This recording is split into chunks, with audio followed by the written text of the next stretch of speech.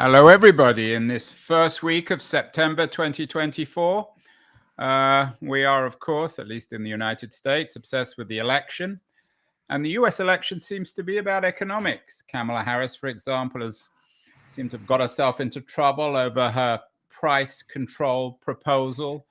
A lot of concern about inflations and savings and unemployment.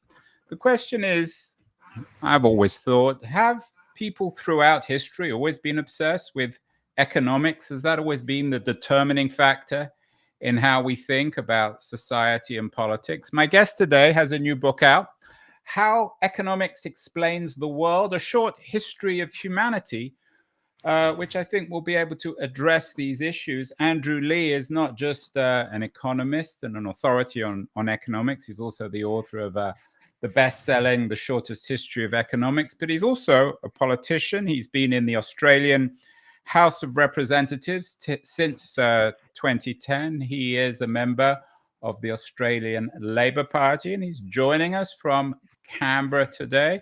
Andrew, congratulations on the new book, How Economics Explains the World, a short history of humanity. So let me ask you this. I know it's probably a rather it's a rather naive question from a non-economist, but have people throughout history been as obsessed with economics as we are today? Well, good day, Andrew, and thanks very much for having me on the show at the start of spring for me and the start of fall for you. I think the question you ask is a really perceptive one, because the story is both about how economics has shaped the world and also the discipline of economics. I think people throughout history have been concerned about their living standards, but the discipline of economics and thinking about things through the lens of markets has really only come in the last couple of centuries. The book talks about the agricultural revolution and the industrial revolution, and the way that the agricultural revolution boosted prosperity, which translated into a whole lot more people, but not really better living standards for each of those people. The Industrial Revolution, by contrast, spearheaded a revolution in well-being. Life expectancy took off, infant mortality fell, people ate better food, and humanity enjoyed a higher standard of living. Not just more people, but people living happier lives. How much of this is bound up with the history of capitalism? Some of the world's most famous economists, Marx in particular, although I'm not sure all economists would actually think of him as an economist, perhaps more of a philosopher. But of course, for Marx, the modern world was a history of capitalism. And he took that for granted. Is, in your analysis of the way in which economics now explains the world, is it really a history of capitalism? It's certainly a history of technology and of the ideas that drove markets. As countries began to connect up, the notion of trade became popular in many parts of the world.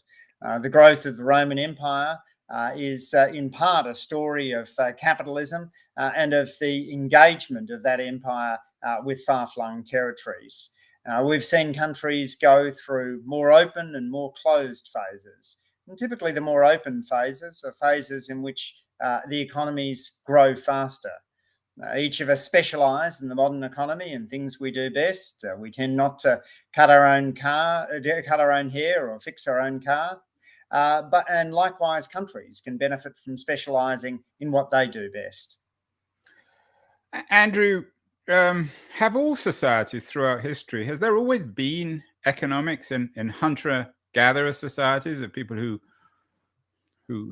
migrated from land to land, where there was no ownership of land, where they ate what they killed? Was there such a thing as economics of ownership of property? Well, it was ownership, but typically ownership of very small amounts and a lot of egalitarianism as a result.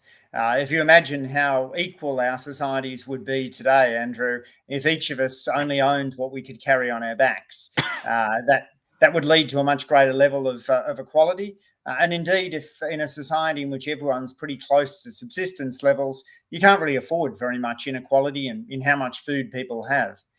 So it's prosperity which drives greater inequality. That agricultural revolution we talked about before, which leads to a group of people who are able to live off others.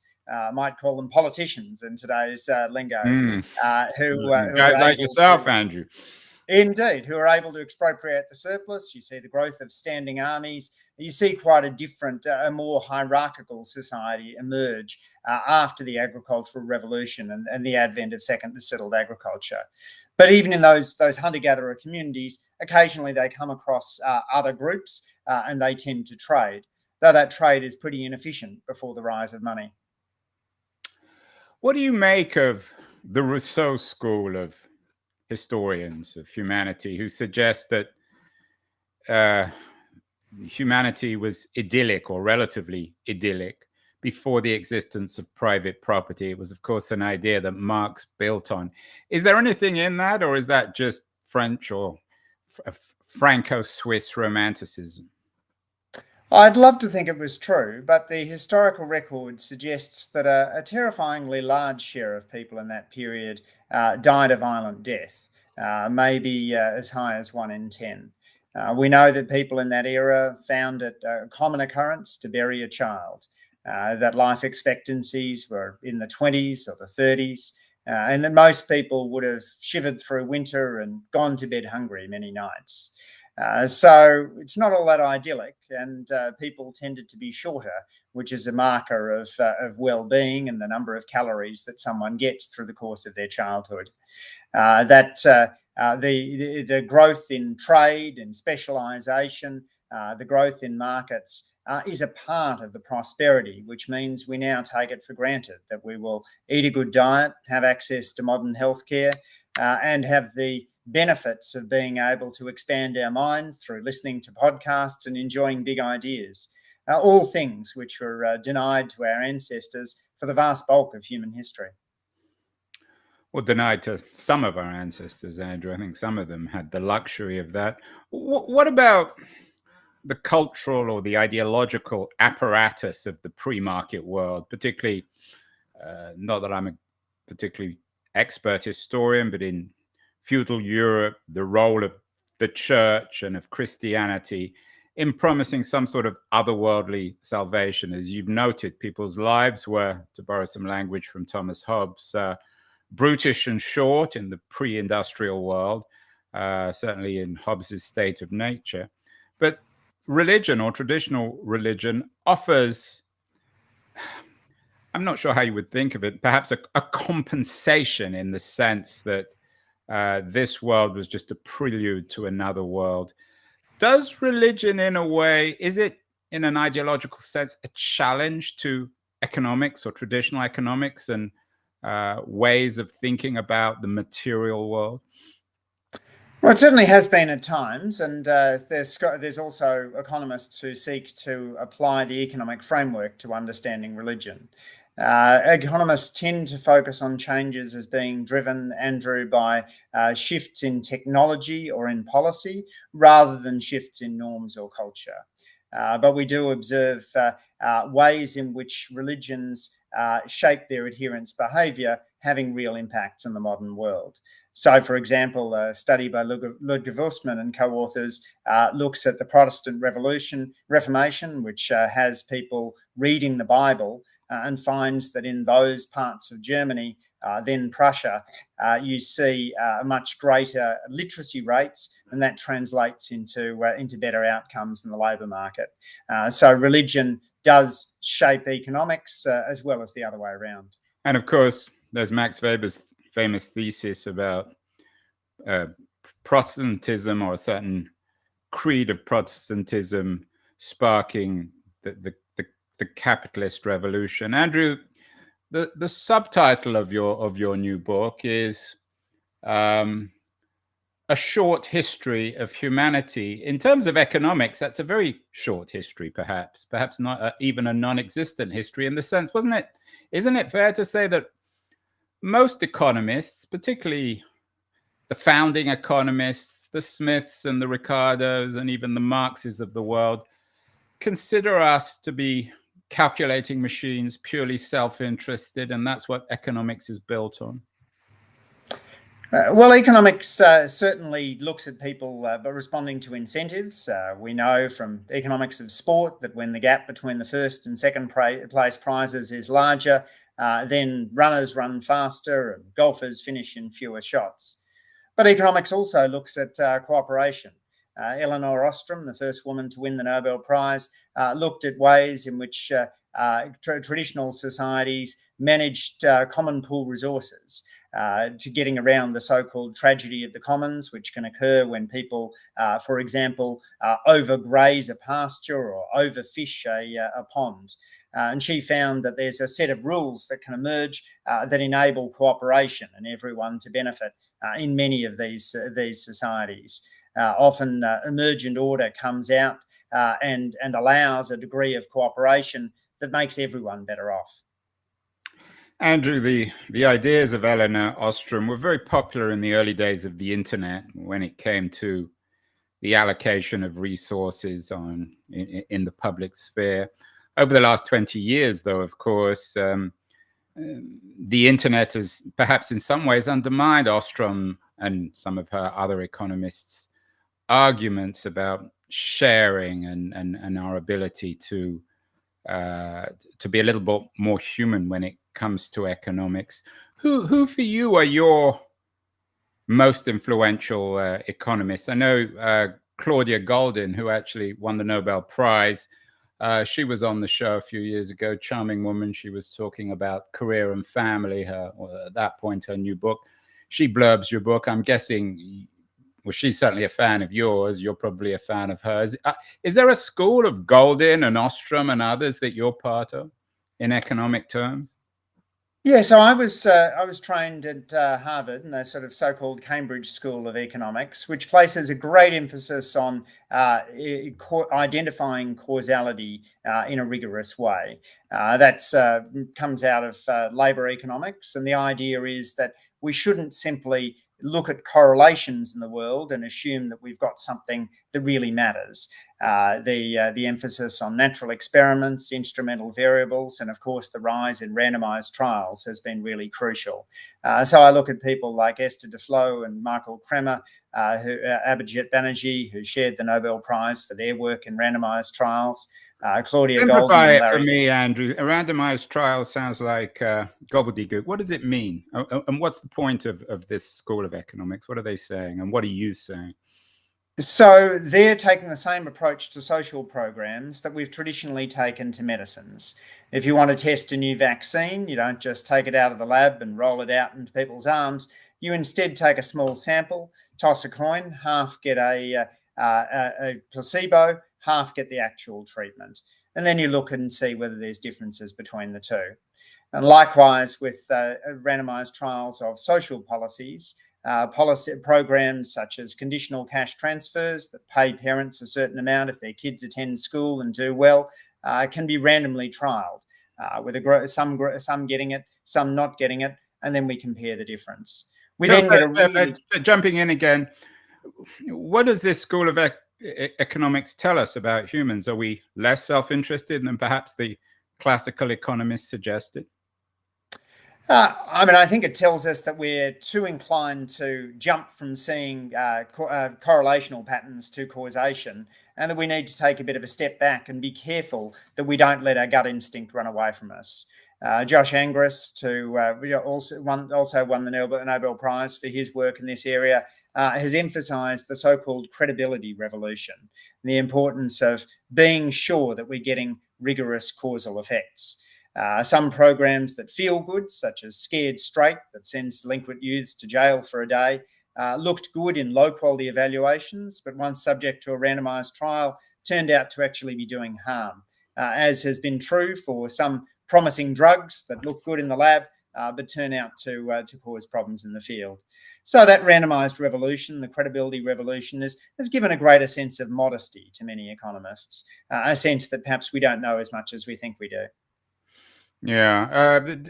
Andrew, you wear your ideological heart on your sleeve. You're a minister in the Labour Party in Australia. I sometimes think with social scientists, particularly economists and perhaps sociologists, they don't always do that. they come up with theories and white papers and research which simply prove what they thought in the first place. Is there, do you think, sometimes some truth to that? It seems as if university departments, particularly at places like Harvard, tend to be in pretty full agreement on value systems and on the way in which they view the world. I'm guessing there isn't a single economist at Harvard who would vote, for example, for Donald Trump. Do you think that in some ways economics is just a way of putting our preferences, our ideas, our passions into supposed science? Well, certainly there's many at Harvard who've worked for Republican administrations. I think of the late Martin Feldstein, who taught me, or Greg Mankiw, who worked for George W. Bush. It's probably more that the modern Republican Party has moved away from universities than the reverse. But we do all need to be willing to have evidence upturn our presuppositions. And one of the things that I really admire about those who work on randomized trials is that there is their willingness to go where the data lead them and to say, let's put all of our rigor into testing programs well, and then let the cards fall where they may. And in this sense, they're putting science into practice. Keynes talked about the work of dentists and the importance of economists being good dentists to the economy. We shouldn't get too far above ourselves in terms of our impact to change the world. We should be a little more modest, but really hewing to the evidence.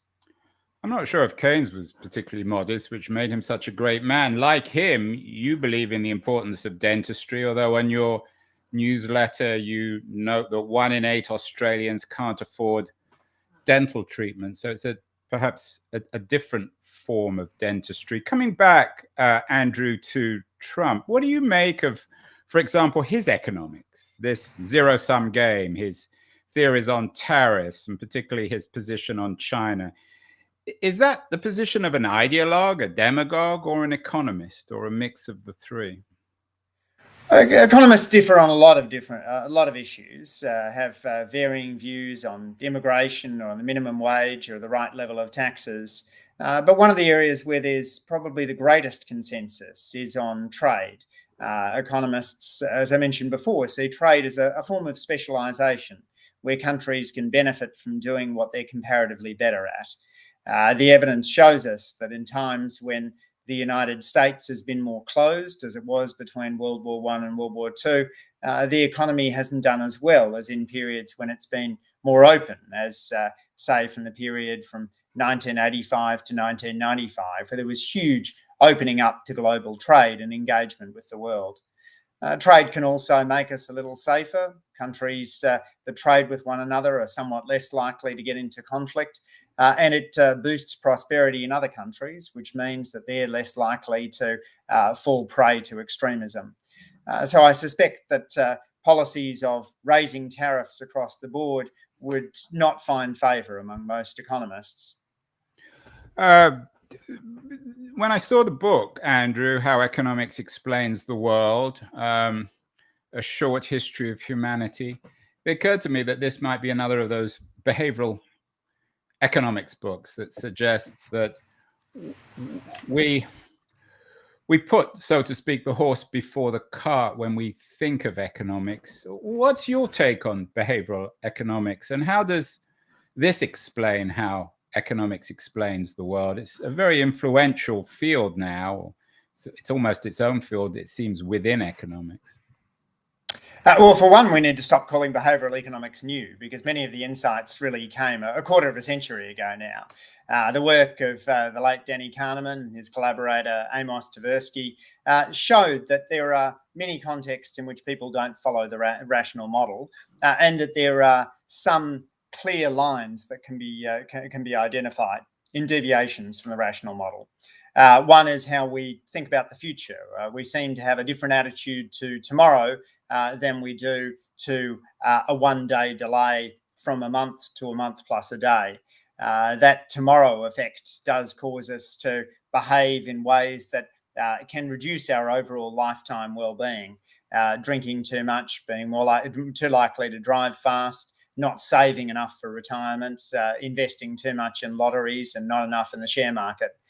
So those behavioural insights have now, to a large extent, been incorporated into the standard model. And in How Economics Explains the World, I talk about some of the ways in which modern economics teaches behavioural economics, not as a separate course, but as part of the main discipline. Andrew, last night I saw Francis Ford Coppola's wife's documentary about the making of Apocalypse Now. It's a remarkable film. I mean, obviously, Apocalypse Now is also a remarkable film. It's a remarkable film about Francis Ford Coppola. He explained very clearly that he didn't care about money, that he poured all his own money into this movie. He made a lot of money through The Godfather, but he mortgaged his life on the movie. And he noted, and his wife said the same thing, that they really didn't care about wealth. They wouldn't care if they lost all their money. Is this rational? Is this the kind of thing which economists might, the sort of story that an economist like yourself might tell your kids, that you should risk everything for a passion? Well, Andrew, I have 3 kids. Their current ambitions... I know, and you write about them sometimes on your X page, so that's why I asked the question. Indeed. Their current goals are to be, respectively, an actor, a circus performer, and an artist. So none of them are out there looking for careers that maximise You've their obviously money. done a good job as the economist's father. They're probably reacting against you, Andrew. Well, one of the things we teach people, Andrew, in the first year of economics is that economics is about maximising well-being. Sometimes we give it other names. We talk about utility or happiness. But anyone that thinks that economics is about maximising money hasn't even taken a first-year class. Money is a yardstick, but as my friend Justin Wolfers likes to say, economics is no more about maximising money than architecture is about maximising feet and inches. So it can be useful to monetize items, but our models see people as maximising happiness. Very often people will make relationship or career decisions, life decisions that maximise happiness, but don't maximise their income. Very few of us would choose to work every weekend in order to maximise our income if it came at the cost of spending time with family and friends. So the Francis Ford Coppola decision seems utterly rational to me. Take a shot at making a huge impact on the world. Risk a bit of money, but know that as part of that, your identity is of somebody who is aiming to be in the ranks of the very greatest filmmakers in the world. How does maximizing happiness work in terms of time, history? We all tell our parents, that was a Freudian area, not our parents. We all tell our kids to save. Most of us haven't. And most kids, of course, don't listen to us. They ignore it, and then it gets too late and they have to save too fast when they get older.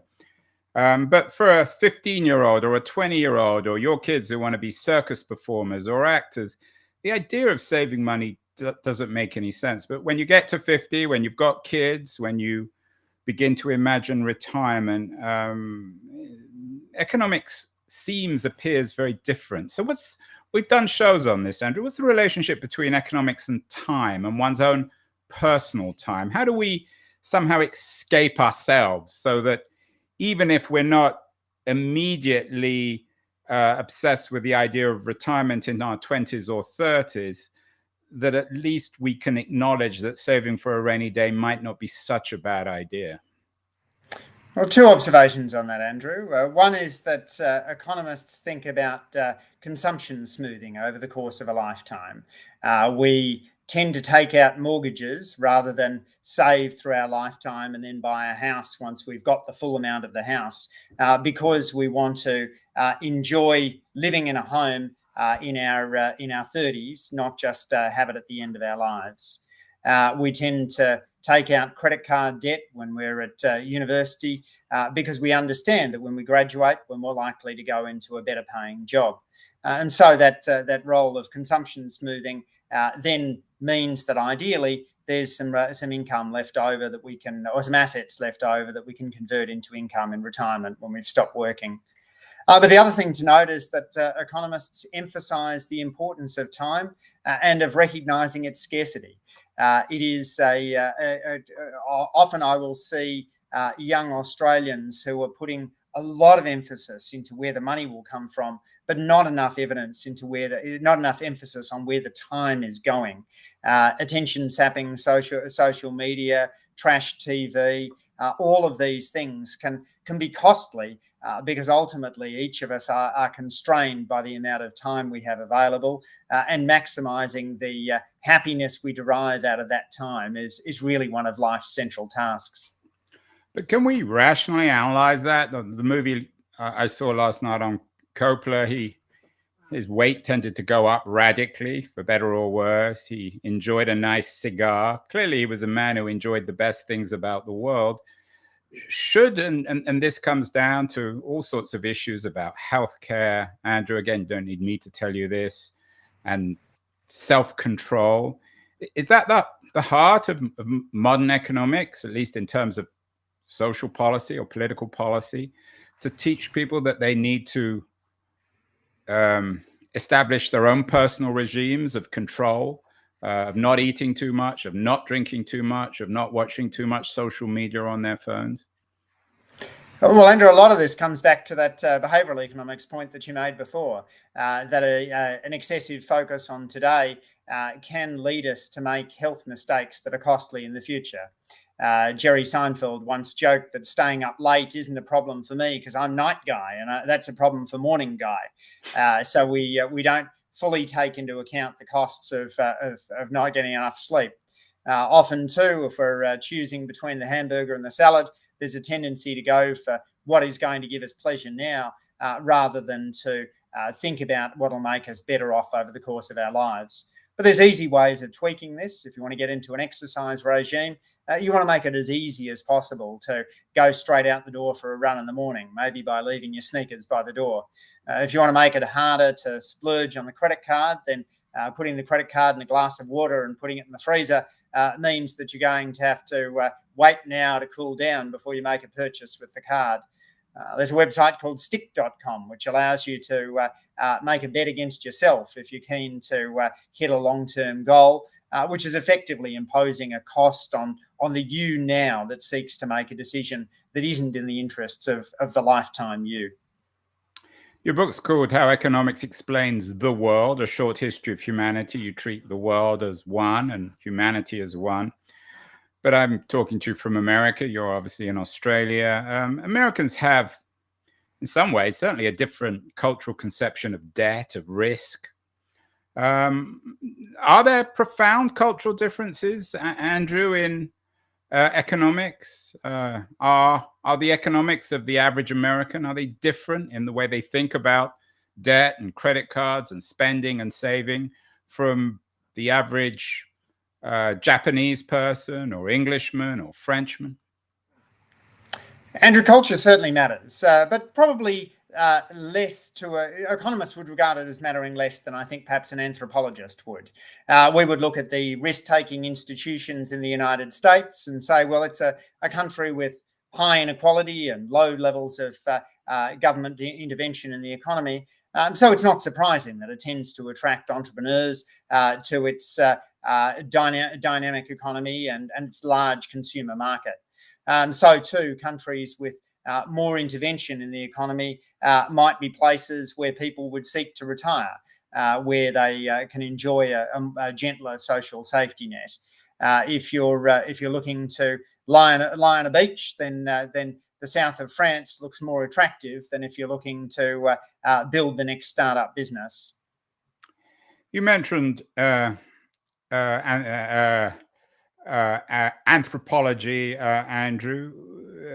When one thinks of anthropology, perhaps the most distinguished contemporary anthropologist, unfortunately he died a couple of years ago, was David Graeber. Had a great deal of influence in economics. He wrote about the history of debt, the history of bullshit jobs. Marx did a similar thing with economics, although he wasn't really a trained economist. Why is it that guys like Graeber and Marx seem, even if they don't have formal training in economics, seem to in some ways have more of a popular appeal when it comes to writing and thinking about economics than economists? Are economists all too often rather dry, turn people off? Well, I do love David Graeber's books, and I think particularly B.S. Jobs has had a big impact on how people think about work. Artificial intelligence is making many people look at ways in which they can turn those so-called jobs into part-time jobs while earning a full-time salary. But economics also has moved into other disciplines as well. One of the things I talk about in how economics explains the world is the growth of the economics of crime, the economics of sport, the economics of religion, the economics of beauty under Dan Hammermesh. What is the economics of religion, Andrew? What does that mean? Well, the economics of religion looks at how at certain times in history, competition among religions has led to greater religiosity. It tends to be the case that if you have a single state-imposed church, as the Scandinavian countries do, you get lower levels of religiosity than when you have more competition between religions, as is common in the United States. The birth of Christianity is a time at which there is a lot of competition among religions or religious sects at that era. So it's not that surprising that the Abrahamic religions are emerging in that crucible of religious competition. That's one of the ways in which economists bring a market analysis towards looking at something which has traditionally been the realm of other branches of the social sciences. Those, I think the insights from those new areas have been popularized in pretty exciting ways. You think about Steve Levitt and Stephen Dubner's Freakonomics series of books, the work of Tim Harford and the Undercover Economist, and his work on new inventions. There's a lot of really fun, exciting economic popularizers out there telling the tale of economics. Is there a limit to that? I have to admit, I'm sometimes rather skeptical of the way in which rational choice theorists perhaps have influenced the study of politics and political philosophy. Are there some subjects where economics simply isn't suited? Yeah, so feminist economics has been probably the most valuable critique in this way, which has looked at the strong role of norms in shaping outcomes, and has also pointed out the importance of measuring unpaid work. It's noted the fact that in our GDP statistics, we tend to exclude much of the work which is done by women, whether that's caring for young people or caring for the elderly or housework, all disproportionately done by women. So that feminist economics framework, I think, is one of the is a significant challenge to the rational model, probably more so than behavioural economics, and is increasingly being incorporated through the work of Claudia Golden and others. Is there a school of economics, Andrew, that astonishes you, not for being right, but for being wrong? The Malthusian school in the 19th century seems to have got it particularly wrong. A lot of people would also argue Marx got it wrong. Is there a school that is a model for bad economics, do you think? Well, yes. I mean, Malthus is a great example of someone who saw resource constraints everywhere and was skeptical of the ability of technology to make a difference. We have his antecedents, the Ehrlichs, who argued in the late 1960s and early 1970s that the world was doomed to be unable to feed itself, and that food aid to places like India simply wasn't practical. They didn't anticipate the Green Revolution, the transformation in agricultural productivity, which enabled the humanity to feed a much larger number of people and for living standards to continue to increase. Now, really, it's politics that's the constraint on that. Even in poor countries which are well governed and open to international institutions, most people are able to go to bed with a full belly, and the rate of infant deaths is substantially lower than it was.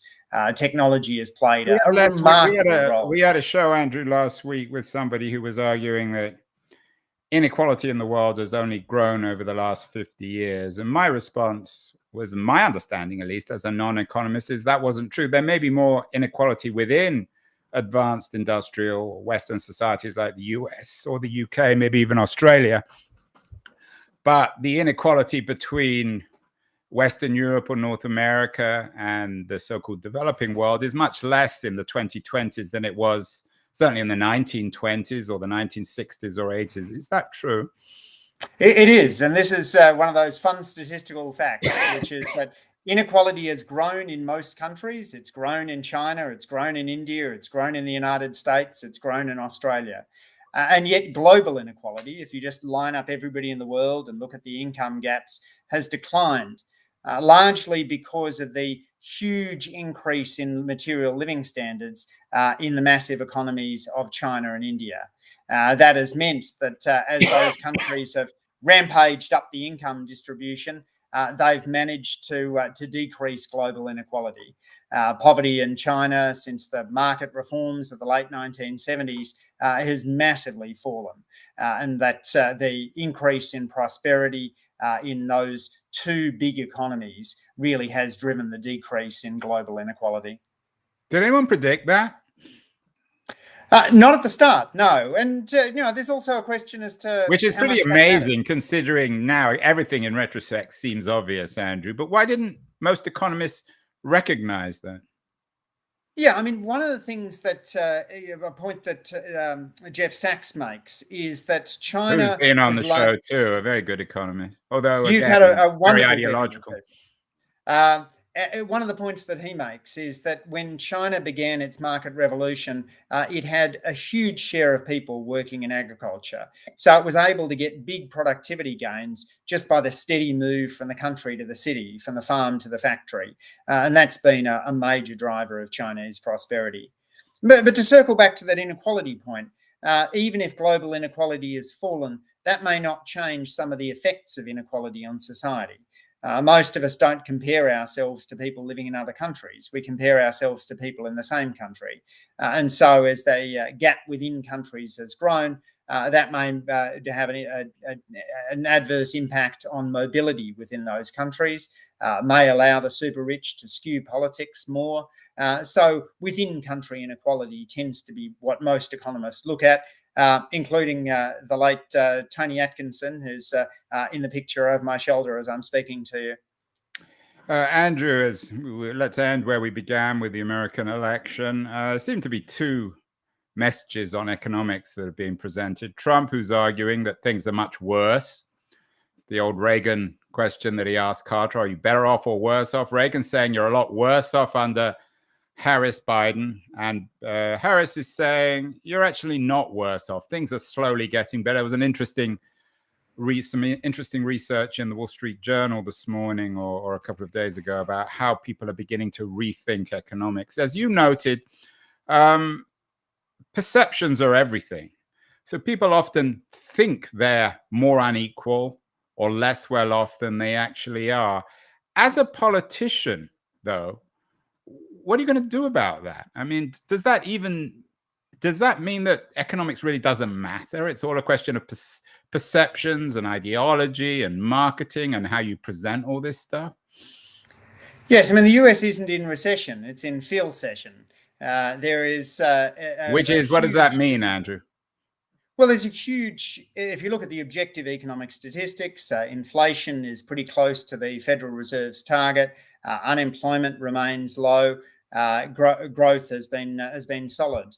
But there is a massive gap in perceptions of the economy between Republicans and Democrats, with many Republicans not feeling as though the prosperity in the economic statistics is being reflected in their daily lives. Part of the challenge of that is for economists to be able to communicate clearly about what's happening and be candid with the public about the strengths and weaknesses of the US economy. In terms of entrepreneurship, in terms of wages, unemployment, innovation, the US economy is performing very strongly. In terms of inequality, access to healthcare, equity of education, there's still a ways to go. I think that's how an economist would regard things. But it's really, we need to learn a lot from the political scientists as to why views about the economy are being so much more shaped by politics than in the past. It ought to be normal for an opposing political candidate to try and persuade voters that the economy is doing poorly. But right now, the gap between how Republicans and Democrats view the economy is as big as I've ever seen. So that's a political science question to really unpack. What advice would next week? There's a big debate, as I'm sure you know, between a televised debate between Harris and Trump. What advice would you give Harris on arguing with Trump that America isn't in the cataclysmic existential situation that he claims? Should she wave some charts at him? Should she run numbers? Or will that just be more off-putting? Is there a culture now where people are turned off and angry by data-wielding economists? Yeah, I think economics or political persuasion in the economic realm is a meld of statistics and storytelling. I always try to go back to the raw economic facts. In this case, it'd be 4-point-something% unemployment, which by historical standards is remarkable. But then also to the stories, people in Pittsburgh who've managed to find jobs in new advanced industries, as some of those earlier Rust Belt factory jobs closed. The ability of people to transition to new service jobs, the potential of artificial intelligence, not only to boost average incomes, but also to reduce the equity gaps, because some of the evidence out of AI is that unlike other big technologies, this one actually might be an equalizer rather than a force that drives us apart. So telling that optimistic story probably fits well with the Harris brand, but grounding it in statistics and storytelling is for me the key. And finally, Andrew, I noted you brought up Keynes and dentists. I noted earlier that your newsletter notes that 1 in 8 Australians can't afford dental treatment. I'm assuming that doesn't make dental treatment the central issue for you in economics in the 2020s. But finally, what are the big issues for you? Inequality hasn't gone away, dental treatment, insurance. It always seems to me as if insurance should be a big issue that no one ever talks about. Obviously, the environment. What would be the 1 or 2 central issues for the second half of the 2020s for the science, the social science of economics, and for economists like yourself? I wrote a book with Joshua Gans called Innovation Plus Equality, how to make sure we have a future that's more like Star Trek than Terminator. And in it, we were aiming to make the case that economies need innovation. We need more technological growth. That's the engine of progress. But at the same time, that needs to be grounded on sharing the benefits, ensuring that everybody is able to gain. Walking away from these false ideas that we can have a mass of jobless people subsisting on government handouts, and recognising that work is integral to people's sense of dignity. So creating more good-paying jobs with strong healthcare behind them, fulfilling jobs which are able to let people go home with a sense of meaning and purpose. That, for me, is the central challenge in the modern economy. And that will best be done by engaging with the world. At the times when the United States has stepped up and reached out to other countries, as in the post-war decades, it has done so much better for itself and for the world than in those periods in which it's pulled up the immigration walls, the tariff walls, and retreated back into autarky. Well, you got my vote, Andrew Leigh, even though I'm not Australian, so I'm afraid I can't vote for you. But congratulations on the new book. Fascinating new book, wonderful title. How Economics Explains the World, a short history of humanity. And the shortness, I think, is very attractive in our age where books are too long. Congratulations, Andrew, on the new book. And we'll get you back to see how economics continues to explain the world later in the 2020s. So thank you so much. That was a fascinating conversation. I'd love that. Thanks again.